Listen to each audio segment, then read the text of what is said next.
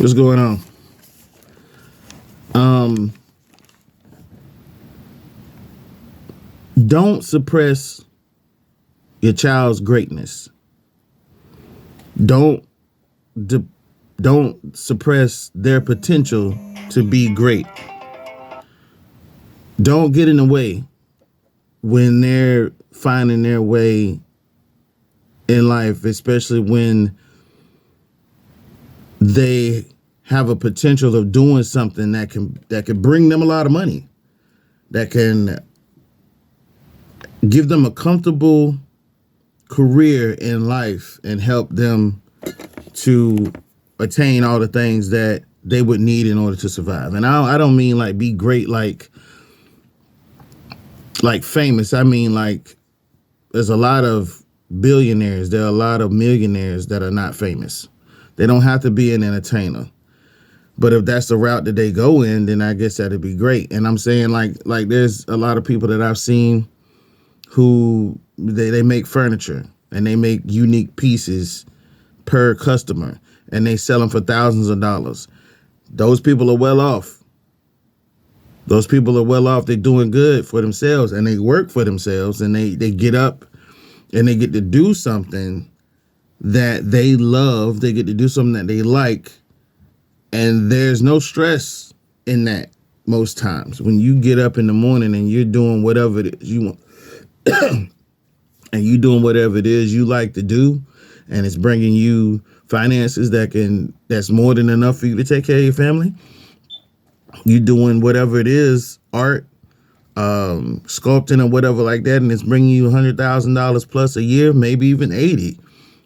Even if it's 70,000, which today's money is probably, it's not a lot of money depending on where you live at. But if you're fortunate enough to move your money around good enough, you can survive off of that.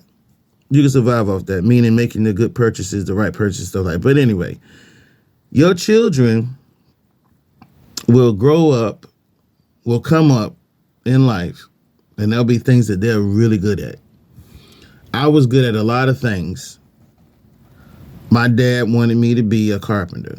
He wanted me to be like him. I didn't want to be like him. I didn't want to be like him because he was like, this is where the money is. This is where the money is. I'm like, bro, but you ain't got no money though. You ain't got no money. Mama buying a lot of the shit that you looking for. When too many times I've seen you come to my mom and ask her, can you borrow money? How is it that's where the money at? How is it that you working below the radar, like you don't even have your contractor's license, and yet you're not even talking to me about how to get a contractor's license. You're not even talking about me like that. You're not even talking to me about the business side of what you're doing illegally, to a degree, because all he had to do was get the owner of the property to get the permit, and then he would do the work. It was strange that I picked up on this like late, but he never wanted to go get his contractor's license so he can do things legally.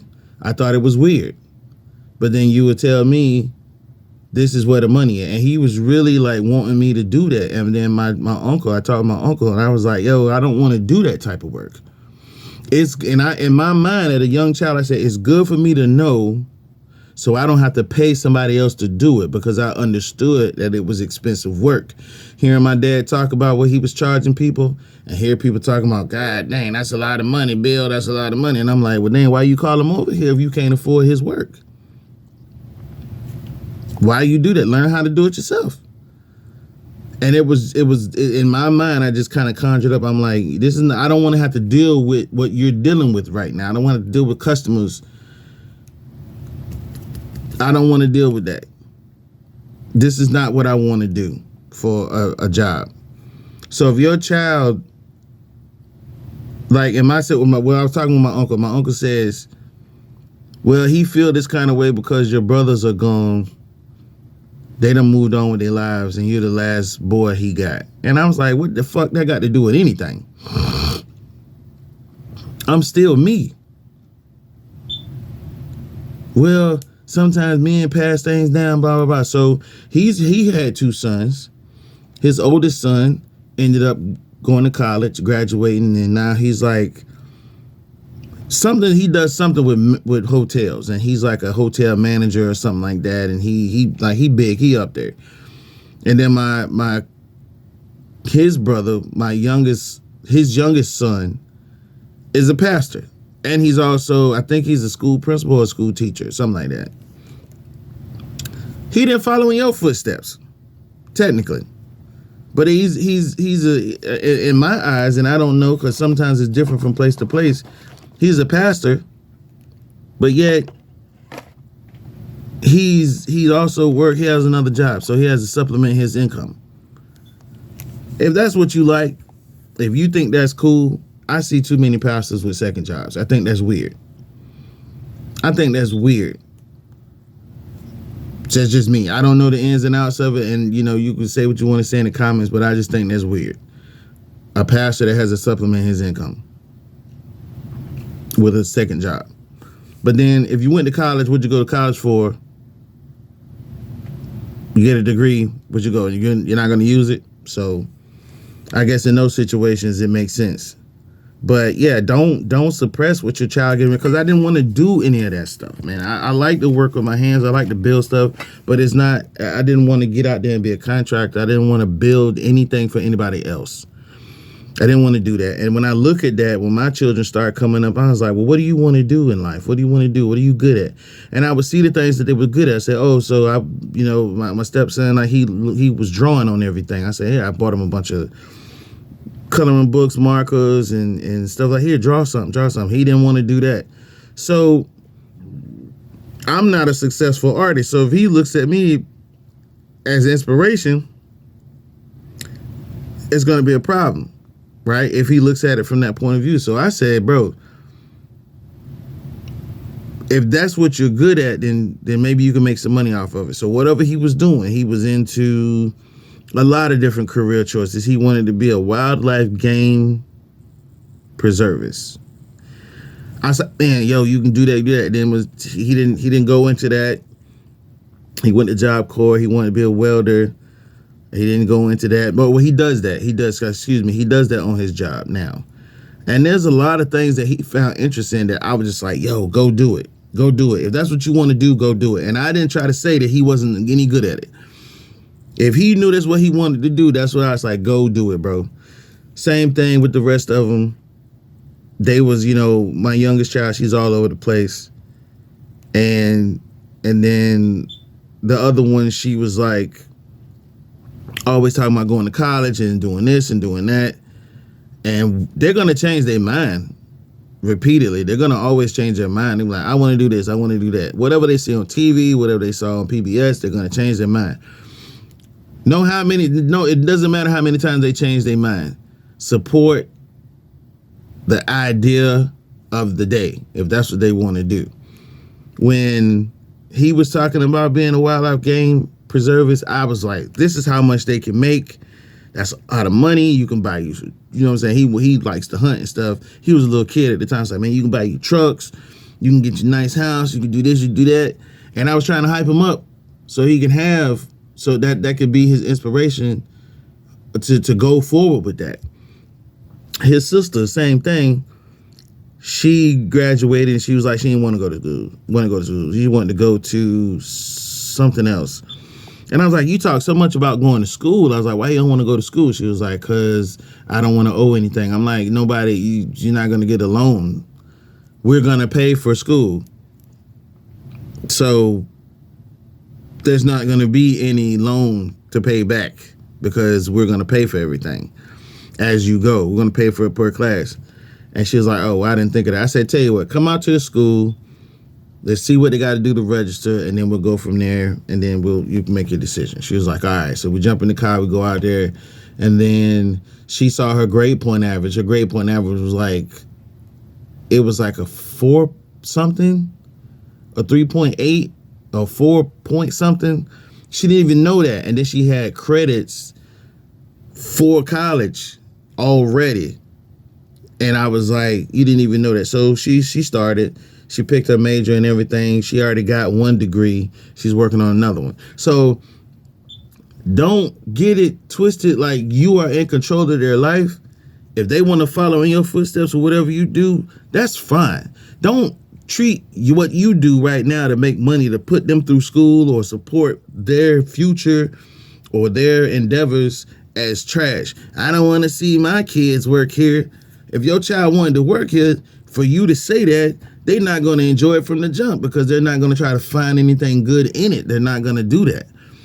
I know it's a bunch of dudes, sons work where I work at, and these guys have excelled past what they're, what they've been doing, and so are some of them. But it's just a job, man. You putting too much on that, man. Don't sweat your kids like that, man. Let them come into life making decisions on their own and not being so beat down and pressured by y'all, because y'all are the ones that, especially if the relationship is good, y'all are the ones they trust the most. So don't beat them down and tell them that they have to do what you choose for them. Tell them, encourage them to choose what they're good at and what they really have a passion for, because they're not going to be happy any other way. Some of them, I've heard stories of people finishing school. It's like, well, why did you take that major? Because my dad or my mom told me to. Why did you do that? Well, they thought they wanted to live, they wanted to hold a legacy, man. They want to create a legacy. Man, F that, bro. Don't do that. Don't do that to your kids. And kids, don't let your parents do you like that, man. Find something that you like to do that you know can sustain you in life. Don't do that. That's why I said, it's like, don't suppress your kids' greatness. You don't know how far they can go with that. If they're good at sports, hey, let them be good at sports. But understand how tricky it is to get into the business. It's a business. It's an entertainment. It's part of the entertainment business, okay? How tricky it is to get into that and how tricky it is to stay. Because once they get hurt, it's a problem. They could do anything else in the business aside from kill somebody, right? But once they get hurt, physically they can't play or perform, it's a wrap. It's a wrap. And y'all know that. So you have to prepare them for everything. They're going to play sports, but damn, they got to have like some other income if they want to sustain that lifestyle. And a lot of parents are looking at it like, well, damn, they're going to buy me this and buy me that. What you worry about? What they going to buy you? Ain't nobody else buying you nothing. Let your kids do what they want to do with their money, man. Stop tripping off of that. You know what I'm saying? And just because they good at baseball or sports or whatever, that don't mean they want to do that for the rest of their life or a large portion of their life. And then they're not guaranteed once they make the team in high school, and then they got to go to college. They got to understand that's a level up. It's more to it than that. Just playing, because there's more on the line. They get to start, they get to do good in that. Okay, fine. Then they get drafted. Once again, it's another level up. It's more on the line. So they got to perform in order to stay in that position. You're going to have to coach your children, whatever they do. Coach your children. Be the coach that they depend on. Coach your children all the way through their life. Don't harass them, but give them good advice based on what they're doing. If they want to buy another house and they got this amount of money, you say, hey, I know you want to buy this other house, but do you need it? Can you afford it? Is it temporary? Are you going to rent it out? Ask them relevant questions, man, to keep them, you know what I'm saying? To keep them moving in the right direction, man. You really don't want them to fall down, but then you don't want to, push them in the direction that they don't want to go. Cats will be like, oh yeah, I played football, but I hated it.